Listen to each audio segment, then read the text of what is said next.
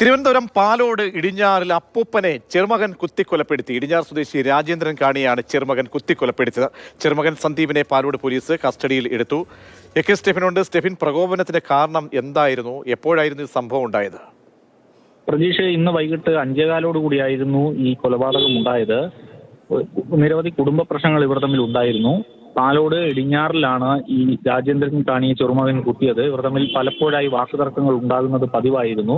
ഇന്ന് മദ്യപിച്ച് വീട്ടിലെത്തിയ സന്ദീപ് അപ്പൂപ്പനെ ോട് വഴക്കിട്ടു. അതിനെ തുടർന്ന് വാക്കുതർക്കത്തിനൊടുവിൽ കയ്യിൽ കരുതിയിരുന്ന കത്തിയെടുത്ത് കുത്തുകയായിരുന്നു എന്നുള്ളതാണ് പോലീസിൽ നിന്ന് മനസ്സിലാക്കാൻ കഴിയുന്നത്. ഉടൻ തന്നെ പാലോട് പോലീസ് സന്ദീപിനെ, 28 വയസ്സുകാരനാണ്, കസ്റ്റഡിയിൽ എടുത്തിട്ടുണ്ട്.